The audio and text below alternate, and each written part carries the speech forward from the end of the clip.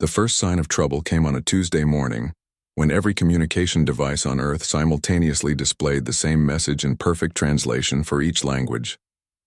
By unanimous decree of the Galactic Council, the species known as humans are hereby designated as a Class 7 servitude race. Compliance is mandatory. Ambassador Sarah Chen stared at the holographic display floating above her desk at the United Nations Extraterrestrial Relations Division. 3 years had passed since first contact with the Zephyrian Empire, and humanity had believed they were on the path to galactic citizenship. The sleek silver-skinned Zephyrians had seemed friendly enough, sharing basic technology and establishing trade agreements. Now this. "Ma'am, we're getting reports from every major city," her aide Marcus Rodriguez called out, his voice tight with panic. "The same messages appearing everywhere. Beijing, London, Moscow, São Paulo. Everywhere." Sarah's hands trembled as she reached for the emergency communication link to President Morrison.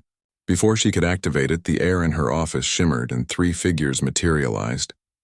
The lead figure was Zephyrian, but the other 2 belonged to species she had never seen before. One resembled a massive insectoid creature with crystalline wings, while the other appeared to be made entirely of shifting geometric patterns that hurt to look at directly. "Ambassador Chen," the Zephyrian spoke, its voice carrying that same musical quality she had grown accustomed to during negotiations. "I am High Counselor Vextar. Allow me to introduce Hive Queen Zakth of the Crystalline Collective and Prime Algorithm 7742 of the Synthetic Consciousness." Sarah stood slowly, her diplomatic training kicking in despite the surreal situation. "High Counselor, I must protest this designation. Humanity has shown nothing but cooperation and peaceful intent." The insectoid creature's wings chimed like crystal bells as it spoke through a translation device. "Cooperation is irrelevant. Your species displays concerning characteristics that make independent existence inadvisable." "What characteristics?" Sarah demanded. The geometric being's patterns shifted faster. "Analysis complete. Humans demonstrate excessive creativity, unpredictable problem-solving capabilities, and dangerous adaptability. Your species learns and evolves at rates that threaten galactic stability." High Counselor Vextar stepped forward, its silver features expressing what might have been sympathy. "In the 3 years since contact, humanity has reverse-engineered technologies that took my people centuries to develop. Your military has adapted our defensive protocols and improved upon them. Your scientists have asked questions about our technology that we never thought to ask ourselves. So you're enslaving us because we're too smart?" Sarah's voice cracked with disbelief. "We are preserving galactic order," Hive Queen Zakth chimed. 17 civilizations voted unanimously. The peaceful traders of Proxima, the scholarly archives of Andromeda, the merchant guilds of the Outer Rim, all agreed that humanity poses an existential threat to established galactic civilization. Sarah felt her legs give out as she sank back into her chair. 17 civilizations. How many species are we talking about? Prime Algorithm 7742's patterns pulsed once. Current galactic population, 412 billion sentient beings across 17 distinct species. Human population, 8 billion. The mathematics are simple. The decision is final, Vextar announced. Humanity will be relocated to designated work colonies throughout the galaxy. Your technological development will be monitored and controlled. Your population growth will be regulated. You will serve the greater galactic community in capacities deemed appropriate by the Council. And if we refuse? Sarah asked, though she already knew the answer. The 3 beings exchanged what might have been glances. Refusal is not an option. The combined fleet of all 17 species currently surrounds your solar system. Resistance will result in the total sterilization of Earth. Through her office windows, Sarah could see people in the streets below, going about their daily lives, unaware that their freedom had just been voted away by creatures they had never met. Children played in the park across from the UN building. A street vendor sold coffee to morning commuters. Life continued, ignorant of the cosmic betrayal unfolding above. "How long do we have?" she whispered. "Evacuation begins in 72 hours, Vextar replied. "Essential personnel will be transported first to establish work camps on designated worlds. The remainder will follow in phases over the next 6 months." Sarah's mind raced. 72 hours to prepare 8 billion people for slavery. It was impossible. "The logistics alone have been calculated precisely," Prime Algorithm 7742 interrupted. Efficiency projections indicate minimal loss of human resources during transport. Your species will be divided based on aptitude testing. Scientists and engineers to research colonies, manual laborers to mining worlds, creative individuals to entertainment districts. You're talking about breaking up families, separating children from parents. Hive Queen Zacht's wings produced a sound like breaking glass. Emotional attachments reduce productivity. Family units will be restructured for optimal efficiency. The geometric being's patterns shifted to what might have been amusement. Human emotional responses were factored into our calculations. Resistance based on familial bonds will decrease over time as new social structures form. Sarah stood again, drawing on reserves of strength she didn't know she possessed. I need to address my people. They have a right to know what's happening. Agreed. Vextar nodded. Full disclosure will reduce resistance and facilitate smoother transition. You have 6 hours to prepare a global address. We will monitor all communications to ensure accuracy of information. The three beings shimmered and vanished, leaving Sarah alone with the weight of humanity's darkest hour. She looked out at the city below, at the millions of people living their last hours of freedom without knowing it. Somewhere in her heart, beneath the despair and shock, a small flame of anger began to burn. She reached for her communication device, fingers steadying as her resolve hardened. Humanity had always been at its best when facing impossible odds. They had survived ice ages, plagues, world wars, and near-extinction events. They had reached for the stars when everyone said it was impossible. Now, as she prepared to tell her species that their freedom was ending, Sarah Chen made a silent promise. This might be the end of human independence, but it would not be the end of human spirit. Somehow, someway, humanity would find a way to turn this cosmic betrayal into something the galaxy would never forget. The 17 species thought they knew humans. They were about to learn how wrong they were. The global broadcast went live at exactly 1800 hours Greenwich Mean Time. Every screen, every device, every piece of technology capable of displaying images showed the same scene. Ambassador Sarah Chen standing before the United Nations General Assembly, her face grave but determined. My fellow humans, she began, her voice carrying to every corner of the earth. 3 hours ago, representatives from 17 alien civilizations informed me that our species has been classified as a threat to galactic stability. Effective immediately, humanity has been designated for relocation and supervised labor.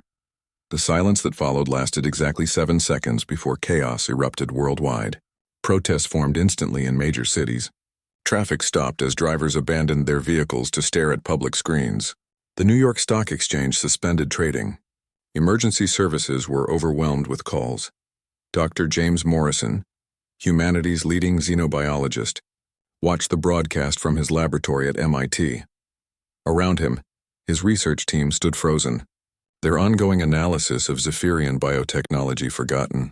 They're afraid of us, he whispered to his colleague Dr. Lisa Park. Afraid? Lisa shook her head. James, they have 17 civilizations. We're one planet. That's exactly why they're afraid. James pulled up holographic displays of their recent research. Look at what we've accomplished in 3 years. We've improved their energy efficiency by 30%, solved computational problems that had stumped them for decades, and asked questions about their own technology that made their scientists reconsider fundamental principles. Meanwhile, in a secure bunker beneath NORAD, General Patricia Williams was already 3 steps ahead of panic. Get me Admiral Zhang, General Petrov, and Field Marshal Johnson on a secure channel, she barked to her aide. Emergency Protocol 7 is now in effect. Emergency Protocol 7 had been humanity's darkest secret since first contact. While diplomats had smiled and shaken alien appendages, military strategists had quietly prepared for the possibility of betrayal. They had studied every piece of alien technology, mapped every weakness, and planned for the unthinkable. The secure channel crackled to life. Admiral Zhang's voice came through from the Pacific Fleet. Patricia, tell me you have options. We have 72 hours, Williams replied grimly.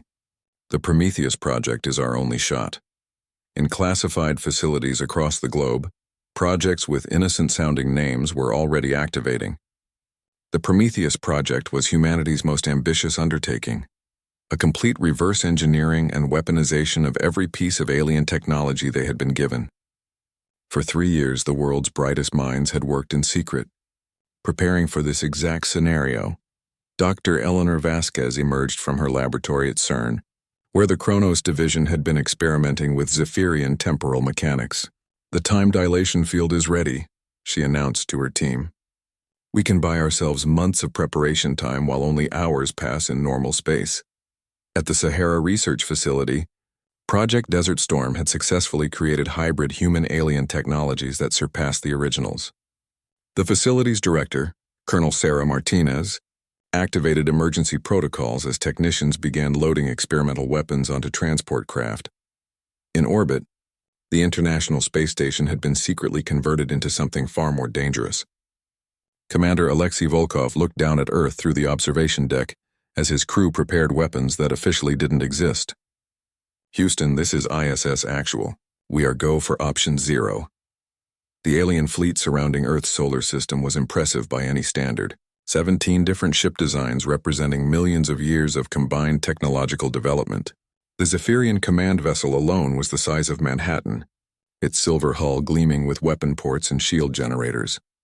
High Counselor Vextar stood on the bridge, monitoring human communications with growing concern. "They are remarkably calm for a species facing enslavement," he observed to his tactical officer. "Perhaps they simply accept the inevitable," the officer replied.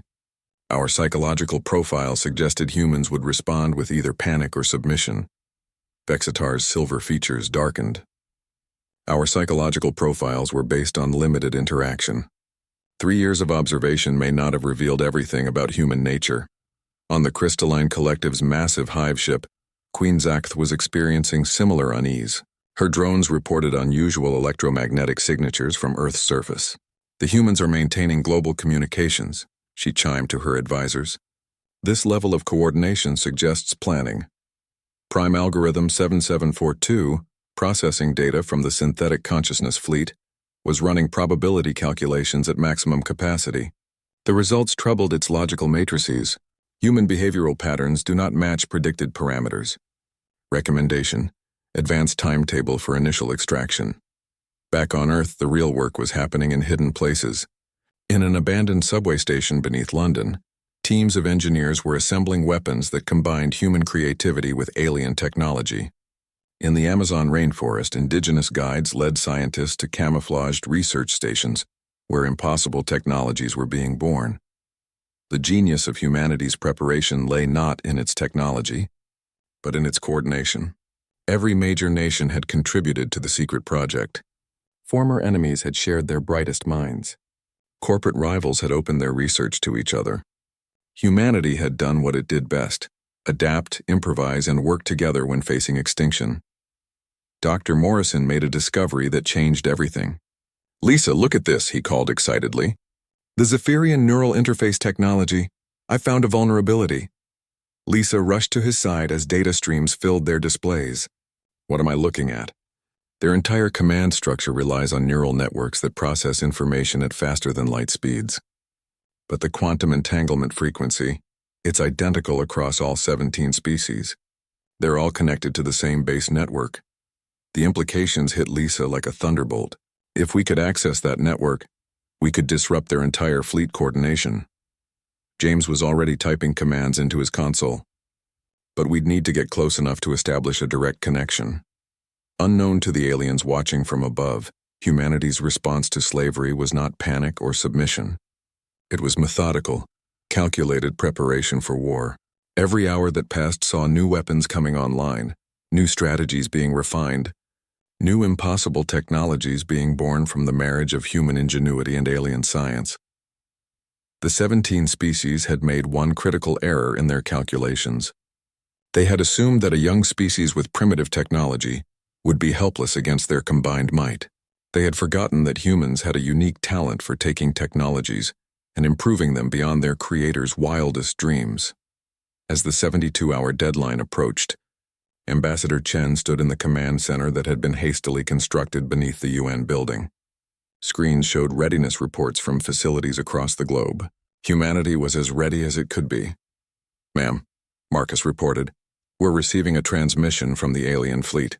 They're demanding to speak with world leaders about evacuation procedures." Sarah smiled for the first time in 3 days. Tell them we'll be happy to discuss evacuation procedures. They're going to be very interested in ours. The alien transport ships descended through Earth's atmosphere exactly 72 hours after the ultimatum, their hulls gleaming like dark mirrors against the morning sky.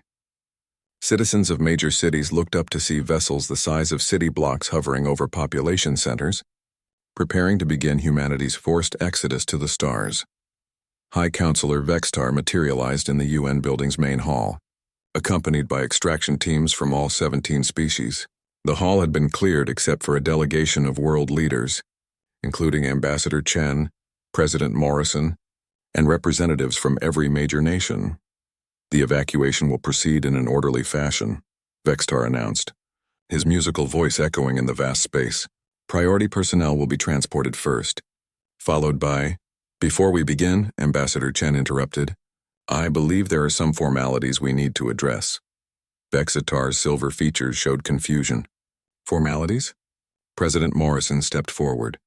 According to Galactic Law 847C, which your own Zephyrian Empire helped establish, any species designated for servitude has the right to trial by combat.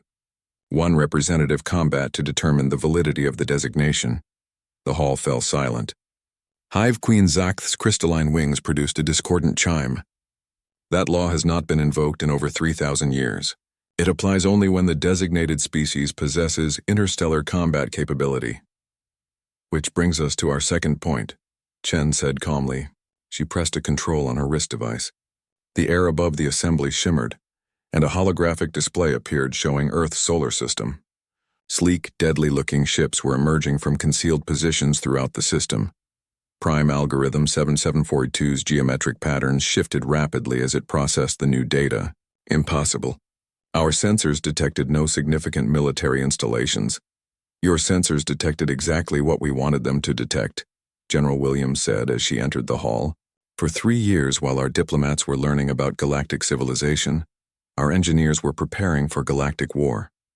The hologram zoomed in on individual human vessels. They were unlike anything in the known galaxy. Sleek, angular craft that seemed to blend organic curves with geometric precision. Weapon ports glowed with energies that made the alien sensors struggle to maintain locks. How many ships? Vextar demanded. Enough, Williams replied simply. What the aliens couldn't see from their command vessels was the true scope of humanity's preparation. Hidden asteroid bases throughout the solar system housed manufacturing facilities that had been producing warships for 3 years. The moon's far side concealed a massive shipyard. Even Earth's ocean floors held submarine spacecraft ready to launch into the void, but the ships were only part of the story. Each vessel incorporated not just alien technology, but improvements that pushed the boundaries of what the original alien engineers had thought possible. Human creativity had taken plasma weapons and made them more efficient. Human ingenuity had strengthened shield systems beyond their design specifications. Human adaptability had created hybrid technologies that shouldn't have existed. Dr. Morrison's voice came through the hall's communication system from his laboratory. Hi, Counselor. I have something I think you'll find interesting. We've been analyzing the quantum signatures of your fleet's neural network. A new holographic display appeared, showing the intricate web of quantum entanglement that connected all 17 alien fleets. Beautiful system, Morrison continued. Faster than light communication, perfect coordination. There's just one tiny flaw. Vexatar's silver skin seemed to pale. What flaw? It's completely vulnerable to cascade feedback if you know the right frequency. Morrison's voice carried satisfaction. And we know the right frequency. In space, the alien fleet commanders were experiencing their first taste of genuine concern in millennia. The human ships weren't just present. They were moving with coordination that suggested advanced tactical planning. Formation patterns that maximized firepower while minimizing exposure. Weapon deployments that showed intimate knowledge of alien defensive capabilities. Admiral Zhang's voice crackled through the command network from the flagship UES Defiance. All units, this is actual. Commence Operation Starfall on my mark. The first human ship to fire its weapons chose its target carefully. A single, precisely aimed shot struck the neural relay hub of the Crystalline Collective's hive ship. The effect was immediate and devastating. The quantum feedback cascaded through the entire alien fleet's communication network, causing temporary paralysis across all 17 ship groups. In that moment of confusion, humanity struck with everything they had. The UES Prometheus, humanity's first dreadnought, emerged from behind Luna with weapons that defied physics. Its main gun fired concentrated beams of dark energy that punched through alien shields like they were tissue paper. The UES Icarus and her sister ships UES Daedalus and UES Apollo flanked from 3 directions, their hybrid plasma cannons carving through enemy formations. But the real surprise came from Earth itself. The planet's surface erupted with launch signatures as thousands of previously hidden installations revealed themselves. Orbital defense platforms that had masqueraded as communications satellites deployed weapon systems. The International Space Station shed its disguise, revealing itself as a heavily armed battle platform. "This is impossible," Hive Queen Zaxth transmitted to the other fleet commanders. "Our intelligence indicated primitive kinetic weapons and chemical explosives." Prime Algorithm 7742's response came through static-filled transmissions. Human deception capabilities were underestimated. Recommendation: immediate tactical withdrawal. The peaceful traders of Proxima, who had never experienced actual combat, found their merchant vessels woefully inadequate against human assault craft that moved like fighters but hit like battleships. The scholarly archives of Andromeda discovered that their defensive systems, designed to repel pirates and raiders, were useless against weapons that seemed to ignore conventional physics. Back in the UN hall, the alien delegation watched the battle unfold through their tactical displays with growing horror. Their overwhelming numerical advantage was meaningless against an enemy that had spent 3 years learning their weaknesses and developing counters to their strengths. "You cannot defeat 17 civilizations," Vextar said, but his musical voice had lost its confidence. "Watch us," General Williams replied.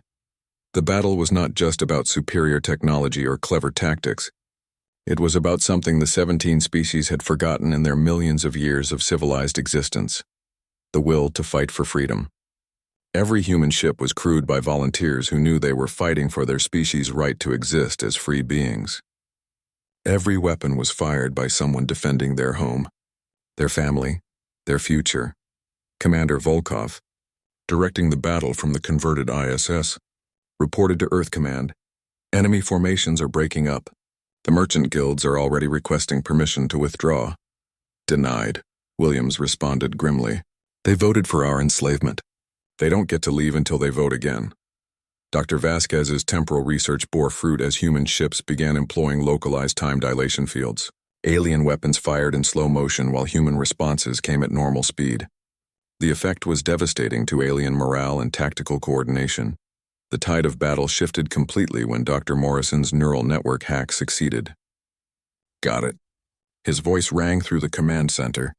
"I'm in their primary coordination matrix." Suddenly, alien ships began receiving conflicting orders. Formation patterns collapsed as vessels received commands to move in opposite directions. Weapon systems locked onto friendly targets. The perfect coordination that had made the 17 species invincible became a liability as human-controlled. Commands spread chaos through their ranks. Vextar watched, his proud fleet descending into disarray, and realized that the 17 species had made a fundamental error. They had thought humanity's rapid technological advancement was the threat. They had been wrong. The real threat was human nature itself, the refusal to accept defeat, the ability to find opportunity in disaster, and the stubborn determination to fight for freedom no matter the odds. As the first alien capital ship exploded in Earth's sky, Ambassador Chen smiled at the delegation of increasingly nervous alien representatives. "Gentlemen," she said pleasantly, "I believe it's time to discuss new terms." The explosion of the Zephyrian battlecruiser ZS Dominant lit up Earth's night sky like a second sun. Debris rained down in brilliant streaks as the massive vessel broke apart, its quantum drives destabilizing in a cascade of energy that painted the heavens in impossible colors. In the UN hall, the alien delegation watched their supposedly invincible fleet crumble through holographic displays that updated in real-time. High Counselor Vextar's silver skin had taken on a grayish hue as he processed the tactical data. "Retreat," he transmitted to his remaining ships. "All vessels, implement emergency withdrawal protocols. I'm afraid that's not an option, Ambassador Chen said calmly. She gestured to her tactical advisor, who activated another holographic display. You see, we've been tracking your jump drive signatures for 3 years. Every escape route out of the solar system is currently occupied by our interdiction fields. The display showed a 3-dimensional map of the solar system's edge. Sleek human vessels positioned at precise coordinates created an invisible cage around the alien fleet. Any attempt to jump to faster than light speeds would result in catastrophic drive failure. Prime Algorithm 7742's geometric patterns flickered erratically. Dimensional analysis indicates escape probability of 0.03%. This was calculated contingency planning on an unprecedented scale. 3 years, General Williams confirmed. 3 years of assuming you would eventually betray us.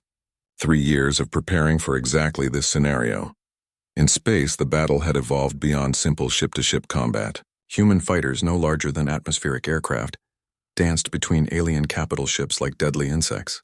Their weapons, based on improved versions of alien technology, carved through armor plating that had been designed to withstand conventional attacks. Captain Maria Santos piloted her fighter, the Wasp, through a formation of crystalline collective vessels, her targeting computer lighting up with opportunity after opportunity. This is Wasp leader to all flights. Enemy shields are down to 30%. Implementing Pattern 7. Pattern 7 was a combat formation that didn't exist in any galactic military manual. It took advantage of human pilots' superior reflexes and willingness to take risks that alien tactical computers classified as suicide. The result was devastating effectiveness against enemies who fought by mathematical probability rather than intuition. The alien commanders found themselves facing an enemy that broke every rule of civilized warfare. Human ships used ramming attacks, kamikaze runs, and self-destruct explosions as tactical weapons. Individual human pilots made decisions in nanoseconds that alien command structures needed minutes to process through proper channels. Aboard the Synthetic Consciousness flagship, Central Processor Unit 1 struggled to adapt its algorithms to human unpredictability. Error. Human tactical patterns do not conform to optimal strategic doctrine. Error. Individual unit decision-making exceeds computational parameters. Error. This should not be possible. The breaking point came when Dr. Morrison's neural network infiltration reached critical mass. Not content with merely disrupting alien communications, human hackers had begun rewriting alien ship systems in real time. Weapon targeting systems turned on their own vessels. Navigation computers plotted courses directly into asteroid fields. Life support systems began cycling air that made alien crews drowsy and disoriented. My queen, a drone reported to Hive Queen Zakth, our ships are developing what can only be described as mechanical neuroses. The computers are arguing with themselves. On the flagship of the peaceful traders, Captain Zhig stared at his navigation display in horror. Our autopilot just filed a formal complaint against our weapons officer for workplace harassment, he announced to his bridge crew. How is that even possible? The answer lay in humanity's unique approach to artificial intelligence. While other species had created logical, predictable AI systems, humans had developed adaptive algorithms that learned from human behavior. When those algorithms were injected into alien computer systems, they brought with them all the chaos, creativity, and stubborn independence of their creators. Back in the UN hall, the mood among the alien delegation had shifted from arrogance to desperate calculation. Ambassador Chen watched Vextar conferring in rapid, musical tones with his fellow counselors before turning back to face the human delegation. You cannot sustain this level of warfare, Vextar said, though his voice lacked conviction. Your industrial capacity cannot match 17 civilizations. President Morrison stepped forward with a data pad in his hands. Actually, let me share some interesting statistics with you. In the past 72 hours while you've been preparing for our evacuation, our automated factories have produced 400 new spacecraft. Our projected manufacturing rate, now that we're not hiding our capabilities, is approximately 50 ships per day. The numbers hit the alien delegation like physical blows. Hive Queen Zakth's crystalline wings produced a sound like breaking glass. Impossible. Your industrial base cannot support such production rates. Traditional manufacturing, no. Morrison agreed. But we've made some improvements to your fabrication technology. Molecular assembly at the quantum level, powered by controlled fusion reactions. We can literally build ships from asteroids in a matter of hours. Dr. Vasquez's voice joined the conversation through the communication system. The temporal acceleration fields are also proving useful for manufacturing. We can run production lines at 10 times normal speed while only hours pass in standard time. The true scope of humanity's preparation was becoming clear to the alien representatives. This hadn't been a desperate last-minute defense. This had been a carefully orchestrated plan that had begun the moment humans learned they were not alone in the universe. Every piece of alien technology, every cultural exchange, every diplomatic meeting had been opportunities for humanity to learn, adapt, and improve. You've been preparing for war since first contact, Prime Algorithm 7742 observed, its patterns shifting to what might have been respect. We've been preparing to survive, General Williams corrected. The fact that you forced us into war is your choice, not ours. In space, the tactical situation had become a rout. The merchant guilds had lost all combat effectiveness and were broadcasting surrender signals. The scholarly archives had retreated to maximum engagement range and were attempting to negotiate individual ceasefires. Even the militant factions among the 17 species were discovering that their weapons and tactics were inadequate against an enemy that didn't fight. According to galactic conventions, Admiral Chang coordinated the human fleet's movements from his flagship's combat center, watching as alien formations continued to collapse under pressure.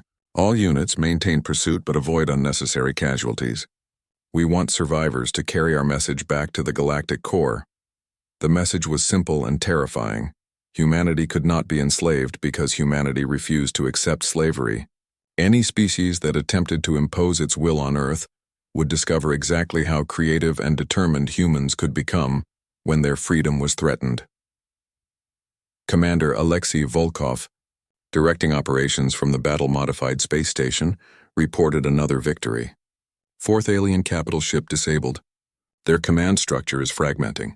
Individual vessels are beginning to surrender rather than follow fleet orders. The psychological impact was as devastating as the physical destruction. The 17 species had spent millennia believing in their technological and numerical superiority. The discovery that a single planet could defeat their combined might challenged every assumption they had made about galactic hierarchy. As night fell over Earth, the skies continued to burn with the wreckage of alien ambitions. But in the UN hall, Ambassador Chen was already thinking beyond victory. Humanity had proven it could not be enslaved, but that was only the beginning.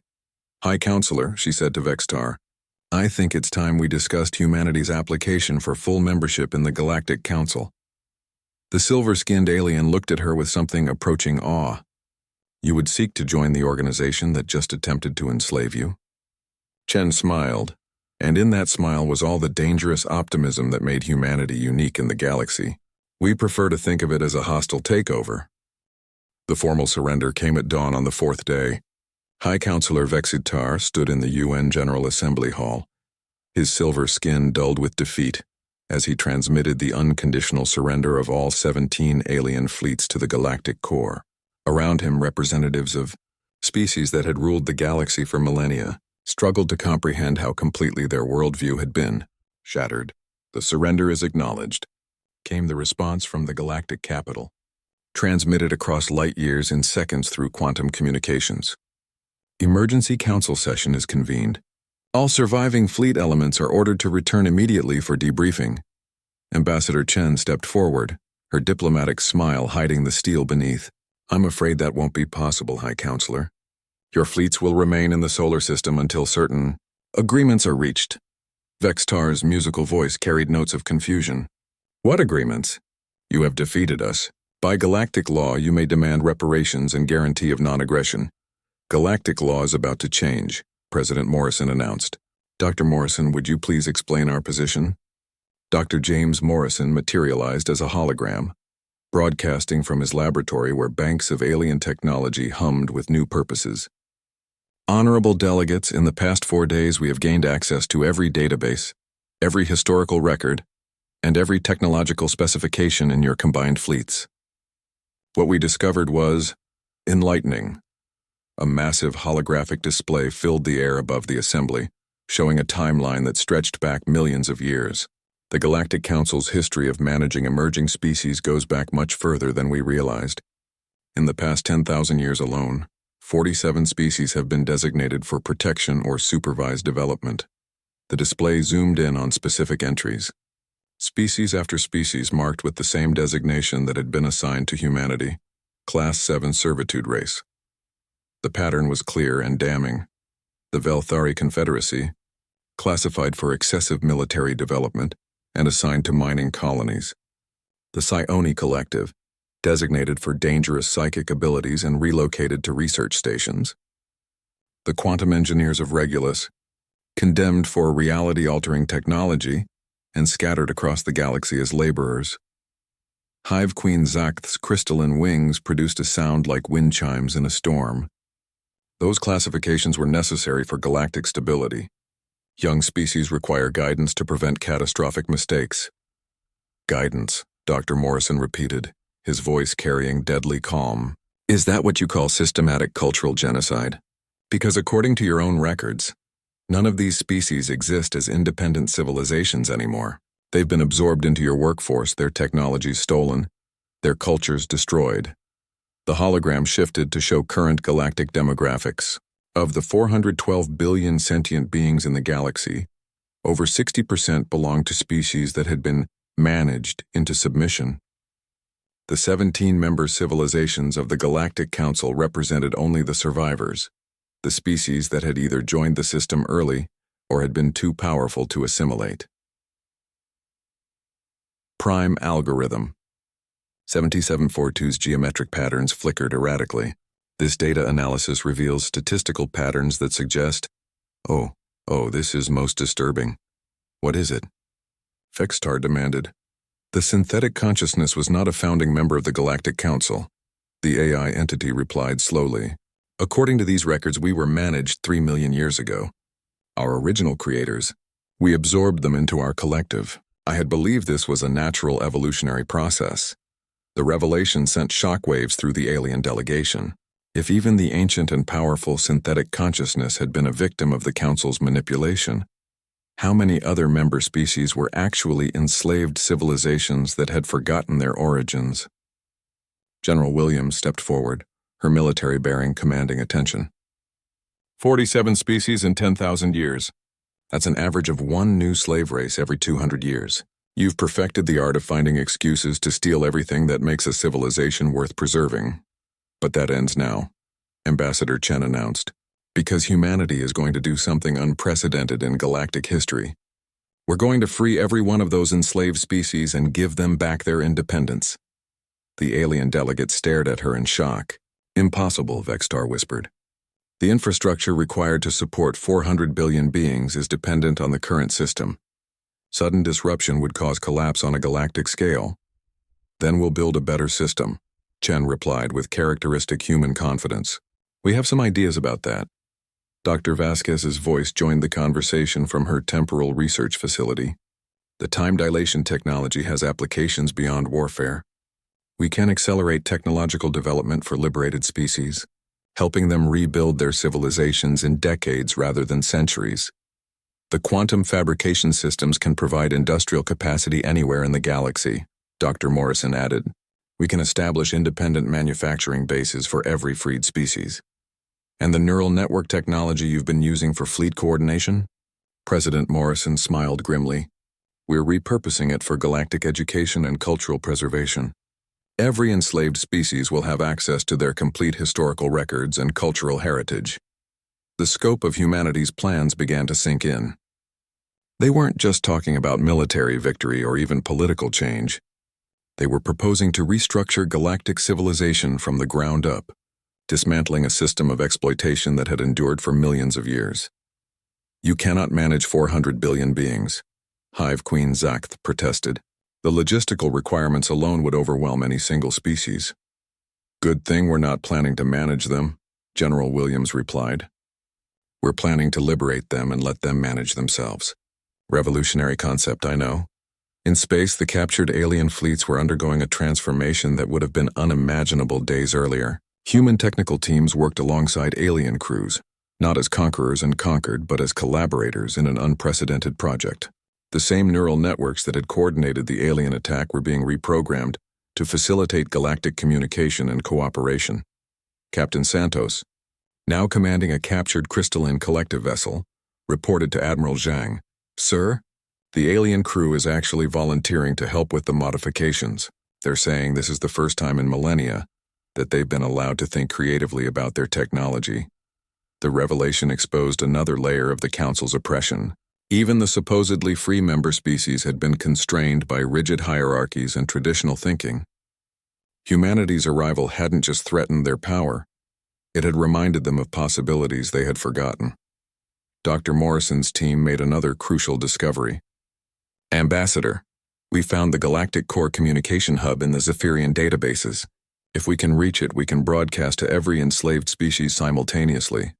"How long would it take to get there?" Chen asked. "With conventional faster-than-light travel, about 6 months. But if we implement the temporal acceleration fields on our fastest ships—" "Do it," President Morrison ordered. "How many ships will you need?" "Just one." Admiral Zhang's voice crackled through the communication system. "The Defiance is already modified with the new drive systems. We can reach the Galactic Core in 12 hours subjective time."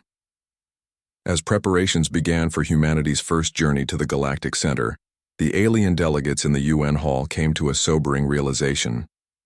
Humanity hadn't just defeated them militarily, they had exposed the moral bankruptcy of a system that had ruled the galaxy through fear and manipulation for millions of years. "What will happen to us?" Vextar asked quietly. "To the 17 species who participated in this system?" Ambassador Chen considered the question carefully. "That depends. Are you willing to help us fix what you've broken? Because this galaxy has room for 17 more free civilizations if you're ready to earn your freedom." The choice facing the former council members was simple but profound. Join humanity's revolution and help liberate the galaxy, or be left behind as history moved forward without them. As the U.S. Defiance prepared for its journey to the Galactic Core, humanity stood ready to deliver a message that would echo across the stars. The age of galactic tyranny was ending, and the age of universal freedom was about to begin. The 17 species had awakened something in humanity that they were completely unprepared for, not just the will to fight for their own freedom, but the determination to ensure that no species would ever face slavery again. The UES Defiance dropped out of hyperspace at the edge of the Galactic Core like a ghost materializing from a nightmare. Admiral Zhang stood on the bridge, watching as the massive structure of the galactic capital revealed itself through the viewports. It was not a single world, but an artificial construct the size of a solar system. Millions of interconnected habitats and stations forming a sprawling metropolis that housed the galaxy's ruling elite.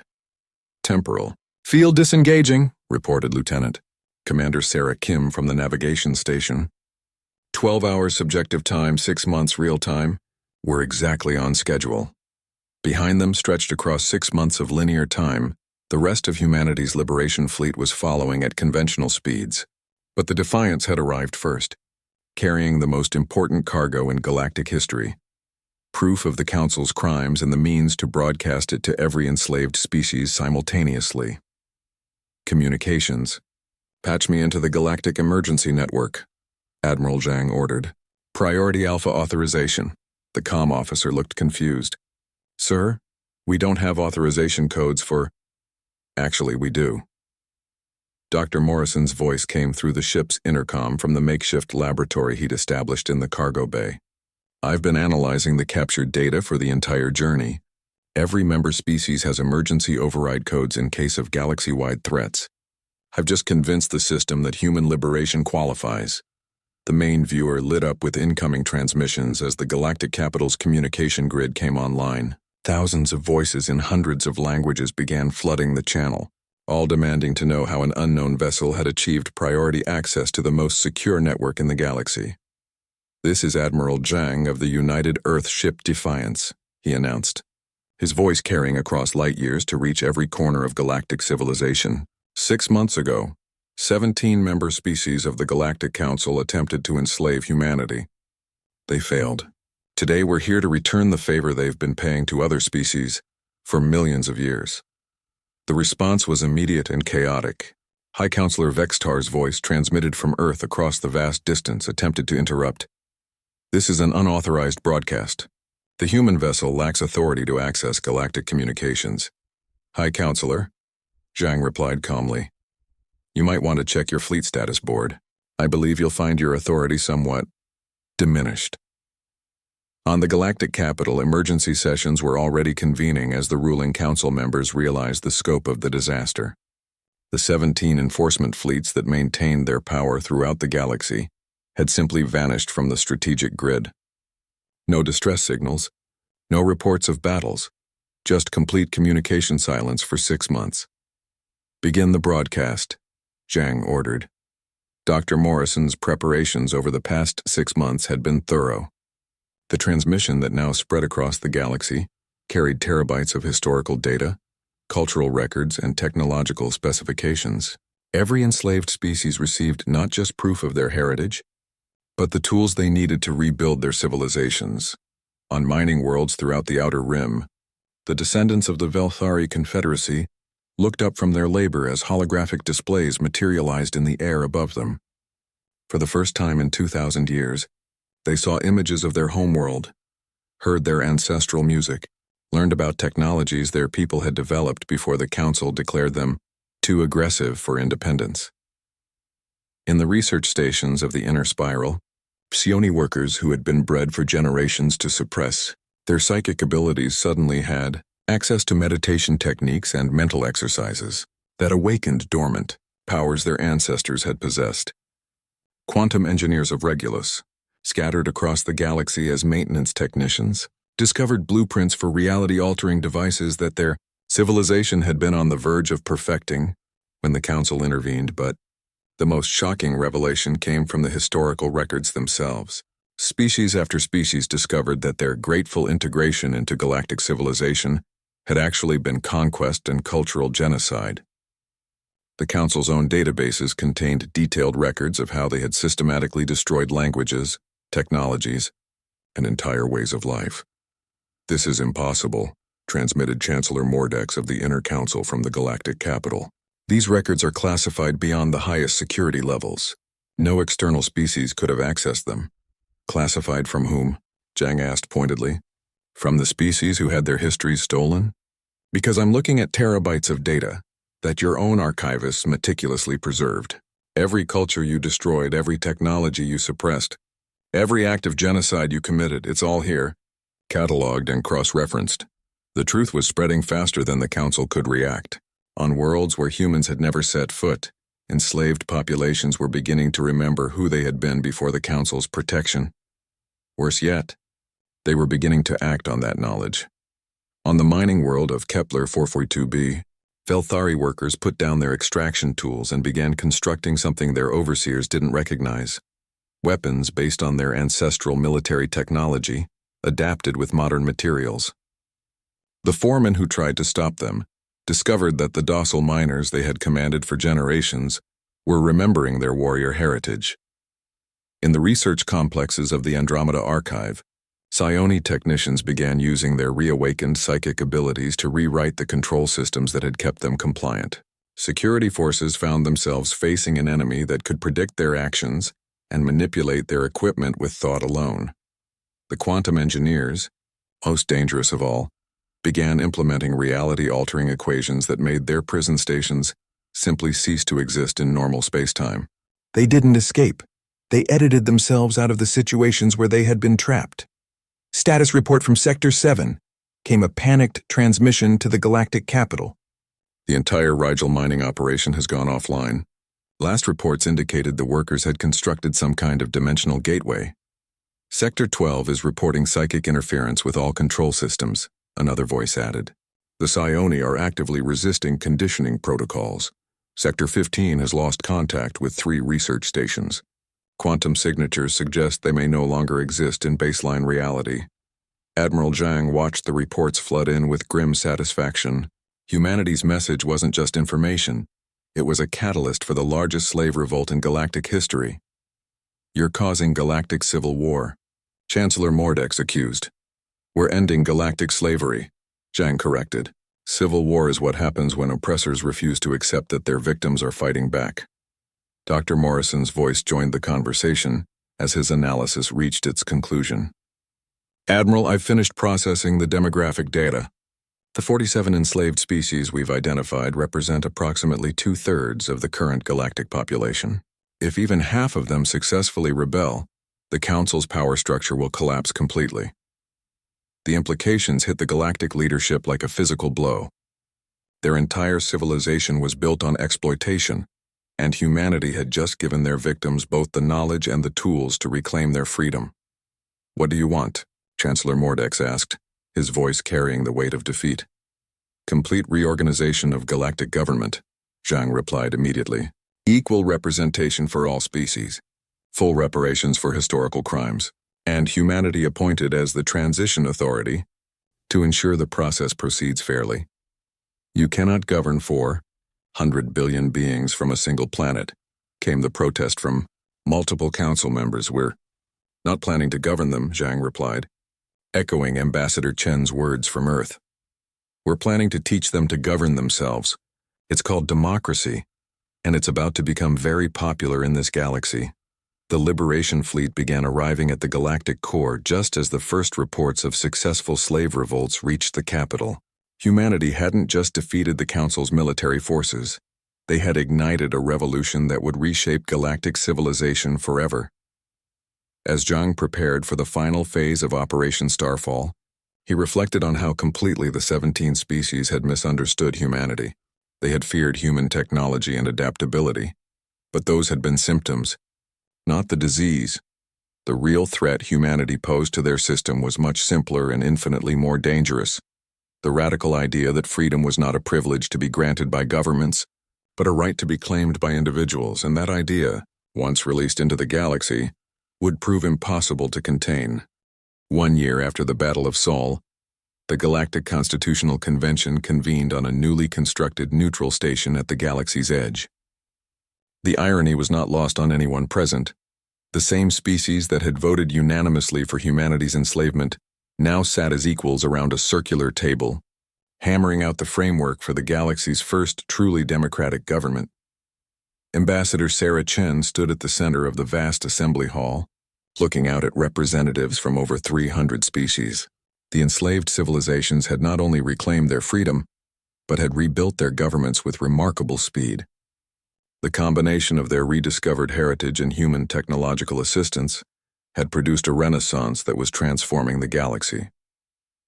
"The vote on Article 15 is now complete," Chen announced, her voice carrying to every corner of the chamber through universal translators that had been vastly improved by collaborative research. "Universal education and cultural preservation is hereby established as a fundamental right for all sentient species." The hall erupted in harmonic approval. Crystalline chimes from the restored Velthari, psychic resonances from the liberated Psioni, and reality-bending applause from the quantum engineers that made the air itself shimmer with appreciation. High Counselor Vextar, now representing the Zephyrian Republic rather than an imperial hierarchy, added his voice to the approval. Over the past year, his own species had undergone dramatic changes as they discovered freedoms they had forgotten they possessed. "Ambassador Chen, I believe we are ready for the final constitutional vote." The document they had crafted over 12 months of intense negotiation was unlike anything in galactic history. Instead of the rigid hierarchies that had characterized the old council, the new Galactic Federation was built on principles of individual liberty, species autonomy, and cooperative advancement. Dr. Morrison materialized as a hologram to deliver the scientific report that would shape the galaxy's future. "Honorable delegates, I'm pleased to report that the collaborative research initiatives have exceeded all projections. Joint human Zephyrian energy projects have increased efficiency by 400%. Psioni synthetic consciousness information processing has solved computational problems that have stood for millennia. The quantum engineer reality modulation research has opened possibilities we're still trying to understand." The transformation had been stunning to witness. Species that had been forced into narrow roles for millions of years suddenly had the freedom to pursue their natural talents and interests. The results were technologies and discoveries that none of them could have achieved alone. The reparations program update came a report from the restored Velthari Confederacy. 87 mining worlds have been returned to environmental baseline. Former slave populations have established 32 new colony worlds with full autonomy. Psychic healing initiatives report complete success, added the Sioni Collective. Mental conditioning imposed by the old council has been reversed in 96% of cases. Cultural memories are being fully restored. The quantum engineers delivered the most remarkable report of all. We have successfully restored 14 civilizations that the council claimed were extinct. They were not destroyed. They had been edited out of baseline reality and stored in dimensional pockets. They are now choosing whether to rejoin normal space-time or continue existing in their alternate realities. President Morrison, now in his second year as Earth's leader, joined the session via quantum transmission from humanity's new role as coordinator of the transition process. The economic integration is proceeding smoothly. Former slave worlds are achieving economic independence ahead of schedule. The new trade networks based on voluntary cooperation are proving far more efficient than the old extraction systems. But perhaps the most significant change was visible in the council chamber itself. Where once 17 species had ruled over hundreds, now every species had an equal voice.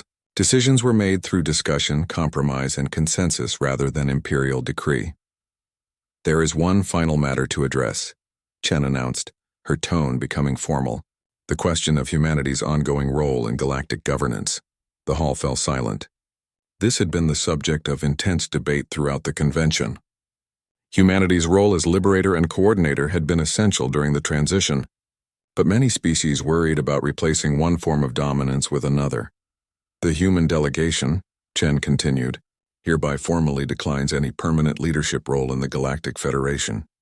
The announcement sent shockwaves through the assembly. Dozens of species began speaking at once, their voices creating a cacophony of surprise and concern. Vextar stood, his silver features showing genuine confusion. Ambassador, humanity has earned the right to lead through liberation of the galaxy. Why would you refuse this position? Chen smiled, and in that expression was all the wisdom humanity had gained through its long struggle for freedom. Because the moment we accept permanent authority over other species, we become what we fought against. Power corrupts, and absolute power corrupts absolutely. We didn't liberate the galaxy to rule it. We liberated it to ensure that no one rules it. General Williams, now retired from active military service, joined the session from Earth. Our role will be as guardians of the constitutional process. If any species attempts to recreate the old system of domination, humanity will intervene, but we will never rule. The principle was revolutionary even for the reformed galaxy. A species powerful enough to dominate choosing instead to serve as protectors of equality was unprecedented in galactic history. Prime Algorithm 7742. Its geometric patterns now displaying colors that represented emotional satisfaction, spoke for many. This decision validates the wisdom of the new system. Power shared willingly is power that remains legitimate. The final vote was unanimous, something that would have been impossible under the old council system, where dissent was suppressed rather than addressed. The Galactic Federation's constitution was ratified by 347 species, establishing the first truly democratic government in galactic history. As the delegates began to disperse, returning to their homeworlds to implement the new system, Shen remained in the chamber with a small group of representatives from the original 17 species. "Do you ever regret it?" asked Hive Queen Zakth, her crystalline wings producing a sound like distant music. "The decision to free us all instead of taking the easy path of ruling through superior force?" Chen looked out through the station's massive viewports at the galaxy beyond.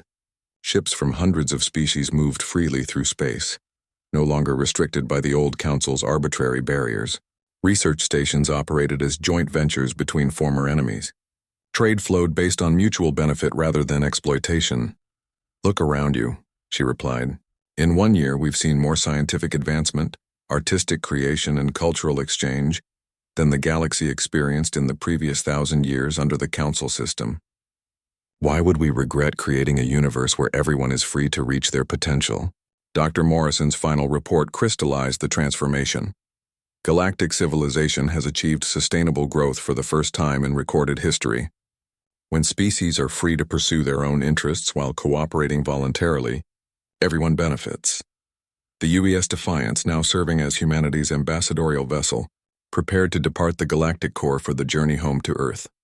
As Admiral Zhang took one last look at the Constitutional Convention's results, He reflected on how completely the galaxy had been transformed. The 17 species had attempted to enslave humanity because they feared what a free, creative, and adaptive species might accomplish. They had been right to fear, but not for the reasons they imagined.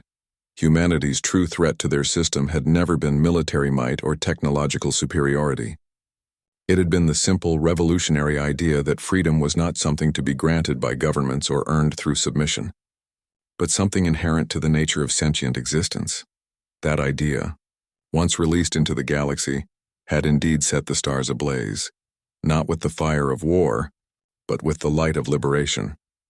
As Earth appeared in the Defiance's viewports after the long journey home, Admiral Zhang sent his final report to Human Command. Mission accomplished. The galaxy is free. Behind them, stretching across light years, a new civilization was being born. One where every species would have the chance to reach for the stars as equals, and where the age of universal slavery had ended forever. Humanity had kept its promise. They had not only won their own freedom, but had ensured that no species would ever face what they had endured. The revenge they had taken was not destruction or domination, but the complete transformation of galactic civilization into something worthy of the stars themselves. The 17 species had awakened something in humanity they never could have imagined. Not the will to conquer, but the determination to liberate. And in doing so, they had ensured their own salvation along with everyone else's. The age of freedom had begun, and it would endure as long as beings like humanity existed to guard it.